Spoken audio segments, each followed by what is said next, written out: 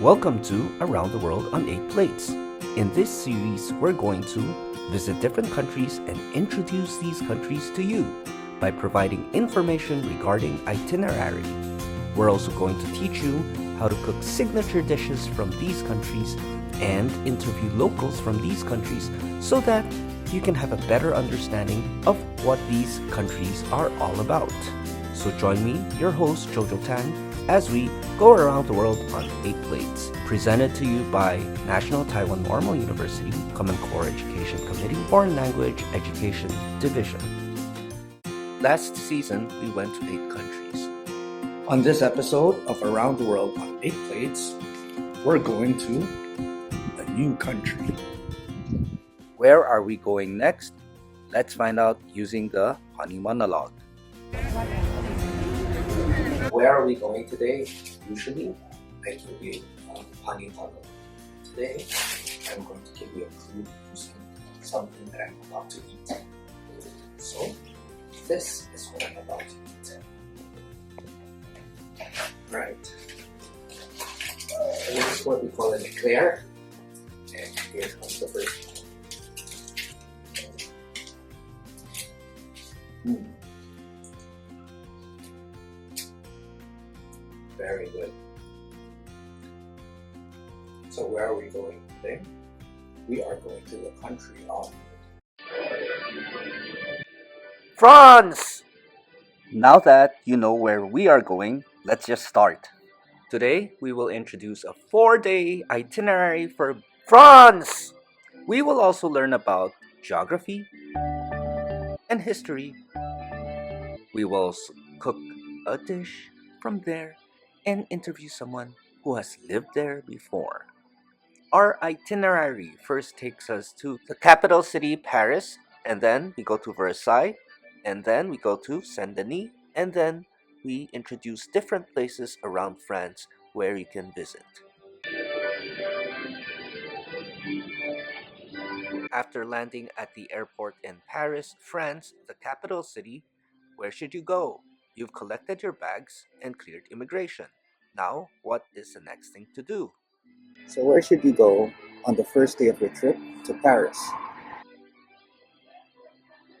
You may be tired from all the traveling. So for the first day, just stay in Paris. Of course, there are many alluring sights in Paris, such as the Arc de Triomphe, the River Seine, Notre Dame, the Louvre, and Eiffel Tower. However, how can you make your trip to Paris more memorable? First, no Paris trip is complete without a trip to the Eiffel Tower. However, what not many people know about is that there are inscriptions on the tower, which required a lot of elbow grease to complete.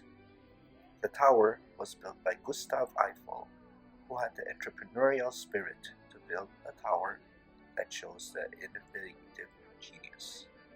Back to the inscriptions. Whose names are inscribed?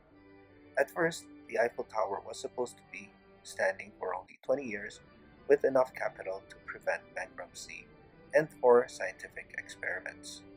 So, the inscribed names on all 4 sides of the tower are the names of famous scientists, who are great examples of how inspiration plus perspiration equals success. Another way to make the trip to the city of Paris more memorable is to visit Jardin de Toulouse, a beautiful garden near the River Seine.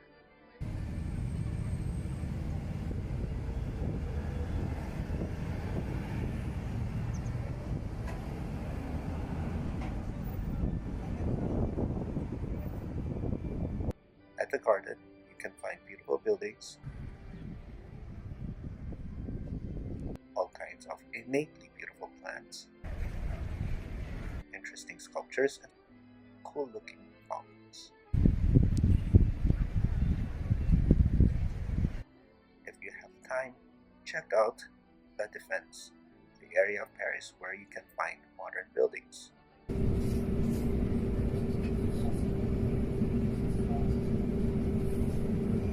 Ici Val de Seine, correspondance tramway 2. Change here for tramway T2.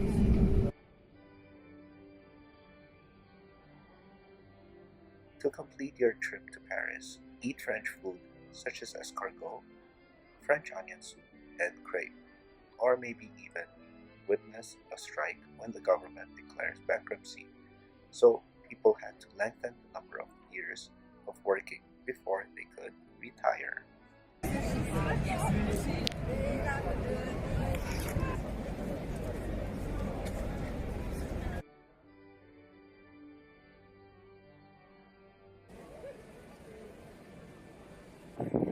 Now for the second day of your trip. For the second day, take the trip from Paris to Versailles. It takes less than an hour. It's history time as we talk about 3 interesting facts about this wonderful place. Okay, so here's the first useless fact. The most popular drink back there in the palace was hot chocolate. Why? One, because hot chocolate was considered very important and very expensive because it was imported from faraway countries. The second reason is because the king and other people thought it was an aphrodisiac. So chocolate could make you more powerful. Another thing that you need to know about the palace down there, well, science and art were both important. In fact, in the garden, there were trees and plants of pineapple, chocolate, vanilla that came out from other countries. They did that because they wanted to do research on these exotic plants. And finally, although the palace was built a long time ago, in the 20th century it was very important because it was a place where they signed the Treaty of Versailles, which ended the First World War. Now, most people visit this place for the Palace of Versailles. If you do not have a ticket and do not want to line up, Versailles has a lot of other places to visit, as can be seen from this map. You can also buy tickets virtually, and this is easier and more convenient. There is also a beautiful church and lots of wonderful shops. For lunch, if you want to save money, just go to a cheese shop and a supermarket and buy some ingredients and create your own sandwich. Find a park nearby and just enjoy your sandwich there. And now for the third day of your trip to France! Now for the third day, go to Saint-Denis and travel back in time. It's on the outskirts of Paris and the trip by train will take you less than an hour. So what's so interesting about this place? Why do you have to go all the way there? Well, it's a university town with lots of outdoor markets.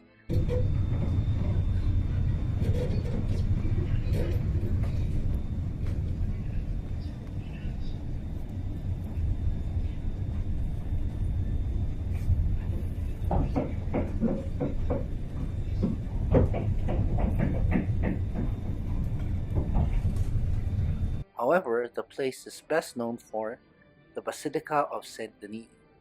Why is it so interesting? Why is that place so interesting? Well, the Basilica is the resting place of many kings who died in France. It is also the place where you can see the regalia, a long sword used to crown kings. Another good thing about this place is that things are much cheaper in the area because it is in the outskirts of Paris. Now for the last day, you may go to Chamonix or Normandy.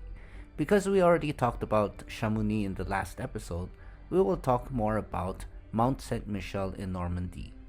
Mont Saint-Michel is an abbey and is sometimes connected to the mainland. This is because of tides. The tides can sometimes rise up to 14 meters. Because of this, the government built a bridge connecting Mont Saint-Michel to the mainland. However, in 2015, the tide was so high that it submerged or covered the bridge. Now it's geography time as we talk more about tides. Tides are the rise and fall of sea levels because of the pull by the sun and the moon. It is divided into 4 parts. In the first part, the water stops falling, reaching a low tide, and that's when people can walk around the mainland to Mont Saint-Michel. After that, sea level rises, and this is called the flood tide. Then, the water stops rising, reaching what we call high tide. This is when it is crucial to be careful to walk from the mainland to Mont Saint-Michel. Finally, the water level starts falling, and this is called ebb tide. In conclusion, France is well known for people who indulge in luxury shopping. But with places like Mont Saint Michel,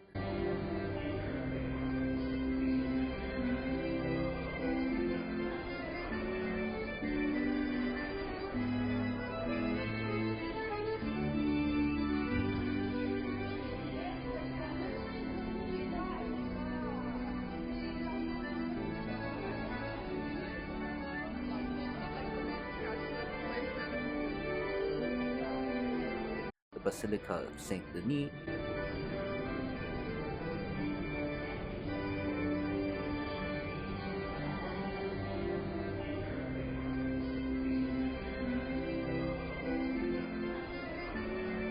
and the inscriptions on the Eiffel Tower, the country can metamorphose into a place of entrepreneurial spirit, introspection, and surprise. To learn more, read this country profile in the form of a postcard.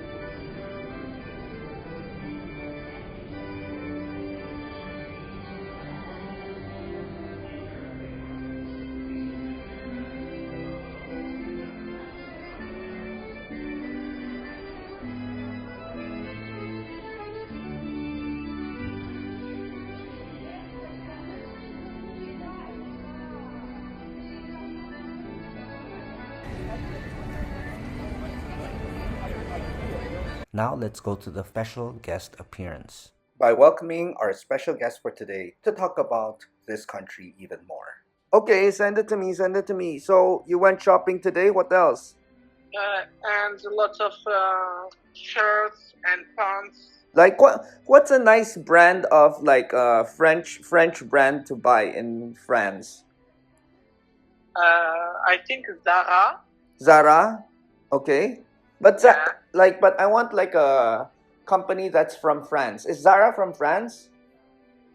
No, I don't think so. Yeah. So I don't know, like I don't know if there's like a French brand that's like good, you know, like I know Lacoste is from France. Yeah, Lacoste. Yeah. Yeah, I love Lacoste, but it's expensive. Yeah, I'm looking for something less expensive than Lacoste, you know? Yeah, I know. Right. Lacoste is very beautiful brand, but for me as students, Yes. it's definitely too expensive. Too expensive, right? Yeah. Yeah. So like are you like have you been to Paris And you, before? what did you do? Oh, today? What did I do today? Oof. Cause right now I'm fostering a dog for 1 month. So there's this dog that doesn't have an owner. They're going to adopt the dog. Amazing. So yeah, so I just Amazing. sorry? Amazing. Yeah, but you know, like lots of fur, lots like you know, like I have to like vacuum the floor again and again and again. Yeah. Right. So you're still in Marseille? Yeah, in Marseille. And okay. And if I go to France again, like what can I do in Marseille? We can spend time together. Okay? Like Yeah, we can. like what sights can I see in Marseille? A lot of, like the view park or Uh-huh. the beach. We have definitely, there are a lot of beaches. Oh, nice. And yeah, it's awesome. Beautiful city, very famous city. Okay. Nice. Yeah. Next time when I go to France, I'll definitely, you know, I won't stay in Paris. Paris is like kind of Okay. boring. Yeah, I know. I want to see you and I can't wait to meet you, my friend. Yeah. So next time when I'm in France, definitely. Okay. So make sure that you Thank you. take me out when I go to Marseille. Definitely, I will be here to welcoming you. All right, great. And like, are there any dishes in Marseille that's special? Any food? Yeah. I think it's like bouillabaisse. Oh, I love that. The soup with lots of seafood, right? Yeah, a lot of food and lot of greens. Okay, drinks. No, vegetables. Oh, vegetables. Okay, Sorry. okay, okay. I see. Okay, okay. Yeah, Yeah. Do you cook? not really. Not really. Okay, okay. Well, then I next time I prefer go to to eat. Marseille, like you take me to like the different places to eat, and we'll have bouillabaisse. Yeah, my pleasure. Yeah, for sure, for sure. My pleasure to meet you Yeah, and of to course. have quality time with you. Oh yeah, of course, of course. Yeah. Ah, well, so what are you going to do later? We've learned all about the country. It's time to start cooking. Today, we're going to prepare a signature dish from France. Let's see how it's made. To prepare this dish, let's go through the list of ingredients. For today's ingredients, you will need the following things. First, for the French onion soup, you will need 6 tablespoons of butter, and then 1.5 kilograms of onions, salt and pepper to taste. You'll need 1 liter of stock, better beef stock, 1 bay leaf, some thyme to taste, and then you will need 1 clove of garlic, and 450 grams of cheese, and some pieces of toast. That's the final ingredient. Step 1, in a pan, add some oil or butter, and then after you do that, you add your onions, and then saute the onions. Just mix everything together and mix and mix and mix and mix and mix. You need a lot of onions. Now, saute the onions for 8 minutes until the onions have caramelized and are soft. Now you add the butter, and then after adding the butter, you add some more oil if it's not enough, just a little bit if you need more oil. The next step is to saute the onions again and time around 13 minutes so that the onions become very, very soft. After that, it is time to add your garlic. 1 clove of chopped garlic, that's enough. And then you add your vegetable stock. Today we're cheating, we're using beef stock using a seasoning cube. After that, if you want, you can add some red wine to give it a different taste, and then you mix everything together. Now after it has boiled, add your spices, your thyme and your bay leaf, and then season with salt and pepper, and finally top with a piece of toast and cheese and bake in an oven. So there you have it, the recipe for French onion soup. If you need more information or a written recipe, please continue watching. Now, in case you need it, here is a written recipe for today's signature dish.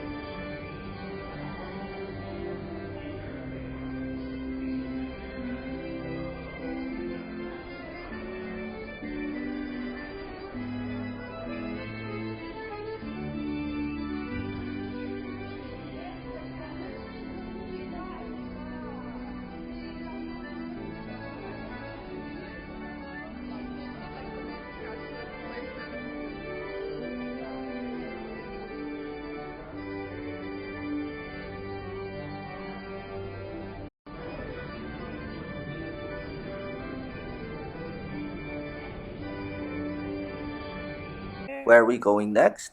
Stay tuned as we once again travel the world, learn about the culture of another country, and go around the world on 8 plates.